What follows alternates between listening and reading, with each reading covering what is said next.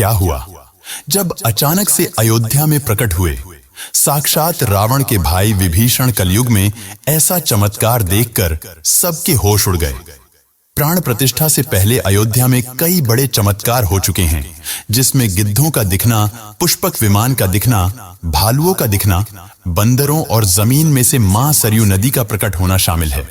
लेकिन इस चमत्कार को अभी तक का सबसे बड़ा चमत्कार कहा जा रहा है, जिसके पीछे की सच्चाई जानकर आपके पैरों तले जमीन खिसक जाएगी। आखिर क्या है सच्चाई? क्या सच में रावण के भाई विभीषण अपने मित्र राम से मिलने पहुंचे हैं? क्या विभीषण आज भी जीवित है? ऐसे कई रहस्य से पर्दा उठेगा आज की इस खास वीडियो में। लेकिन वीडियो शुरू करने से पहले अगर आप एक सच्चे सनातनी है और राम मंदिर बनने से बेहद खुश है तो इस वीडियो को लाइक करें और कमेंट बॉक्स में जय श्री राम जरूर लिखें। अयोध्या में राम मंदिर की प्राण प्रतिष्ठा की तैयारी जोरों शोरों से चल रही है। 22 जनवरी को राम लल्ला को गर्भगृह में स्थापित किया जाएगा। हर राम भक्त को इस दिन का लंबे समय से इंतजार था। अयोध्या में 22 जनवरी से लेकर 25 मार्च तक कई खास कार्यक्रमों का आयोजन किया जाएगा। इस बीच मंदिर के गर्भगृह के निर्माण का काम 24 घंटे चल रहा है। 22 जनवरी को राम मंदिर में राम लल्ला की प्राण प्रतिष्ठा होने वाली है। किसी भी मंदिर में की जाने वाली भगवान की मूर्ति की प्राण प्रतिष्ठा का बहुत महत्व होता है। मूर्ति की प्राण प्रतिष्ठा के बिना भगवान का पूजन अधूरा माना जाता है।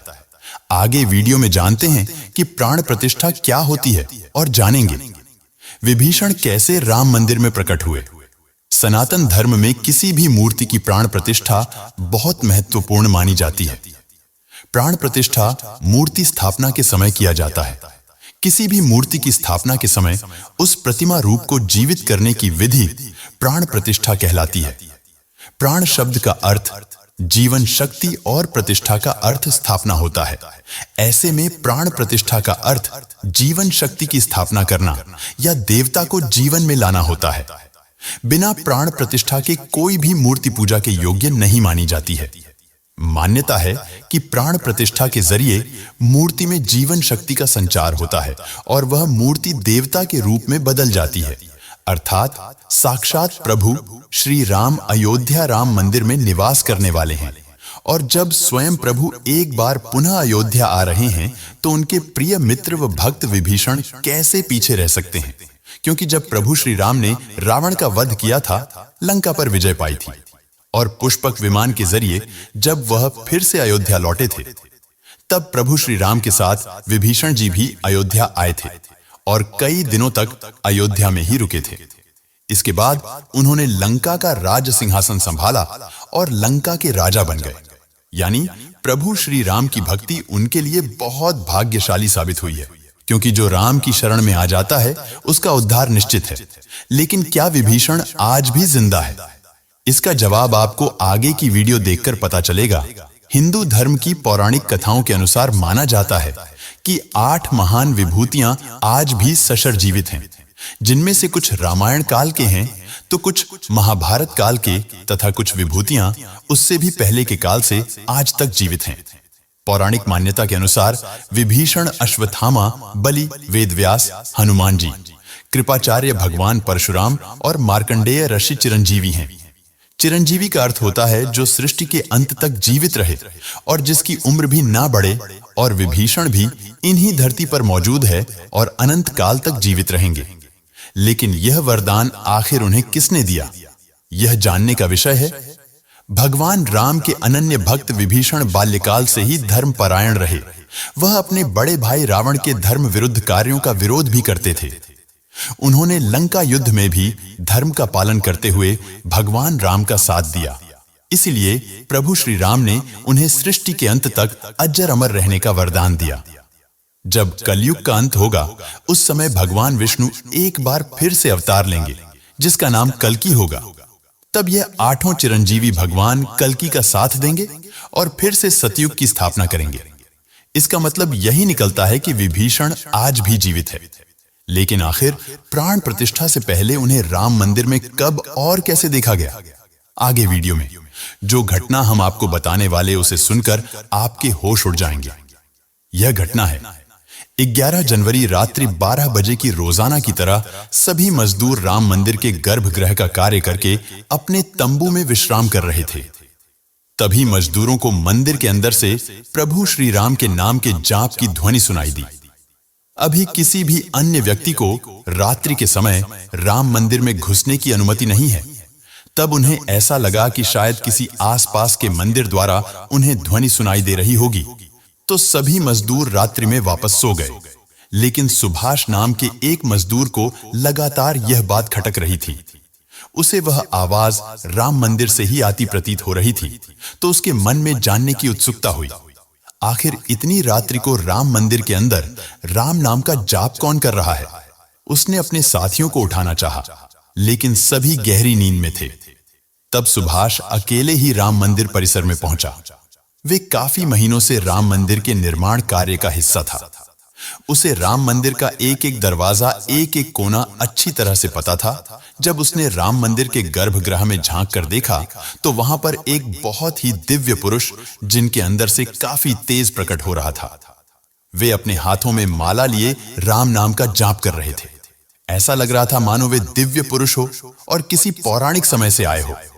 उनके बैठने का तरीका राजाओं की तरह मालूम पड़ रहा था। सुभाष यह नजारा देखकर दंग रह गया। इसके बाद सुरेश अपने साथी मजदूरों के पास गया और उन्हें यह सारी सच्चाई बताई।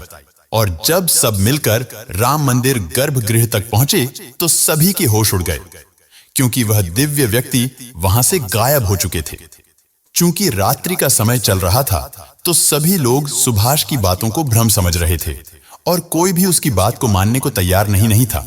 लेकिन सुभाष जानता था उसने जो देखा है वह बहुत बड़ा चमत्कार है। लेकिन उसके मन में एक ही सवाल था कि रात्रि 12 बजे राम मंदिर में राम नाम का जाप करते वह दिव्य पुरुष कौन आखिर थे, क्योंकि आज के समय में किसी भी पुरुष के अंदर इतना तेज नहीं हो सकता।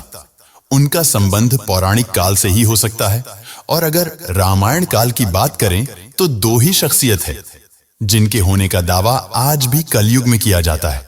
पहले हनुमान जी और दूसरे हैं विभीषण। तो पूरी संभावना यही है कि सुभाष ने राम मंदिर में रात्रि के समय जिस महापुरुष को देखा था वह राजा विभीषण हो सकते हैं, क्योंकि वह आज भी धरती पर जीवित है।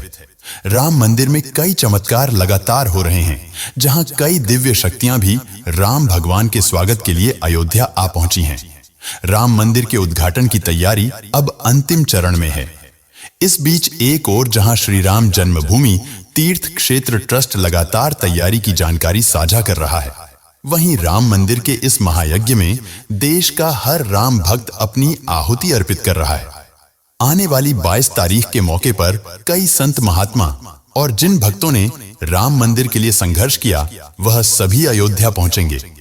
अयोध्या में राम जन्मभूमि मंदिर पर विवाद की कहानी 1528 से शुरू हुई।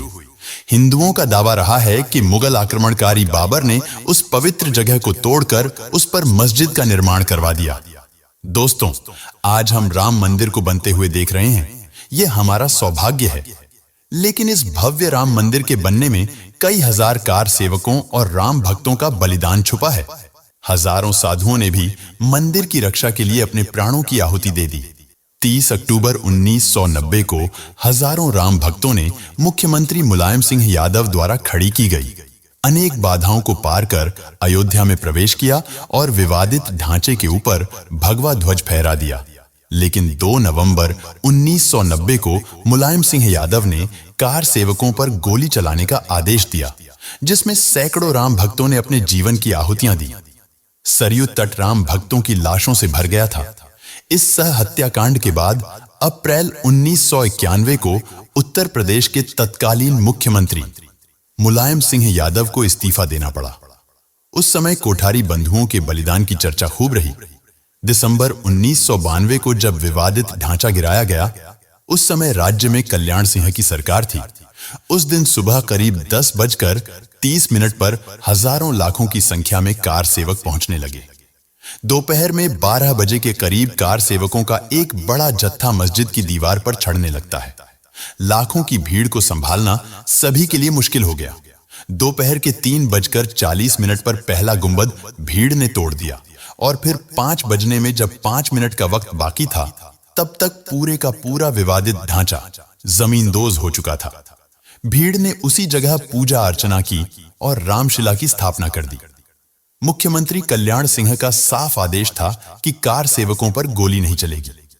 इस महान कल्याण सिंह जी को हम शाश्वत प्रणाम करते हैं। दोस्तों, राम मंदिर को बनता हुआ देखना सौभाग्य है, लेकिन जब भी हम इसके पीछे हजारों हिंदुओं का बलिदान देखते हैं तो हमारी आंखें नम हो जाती हैं।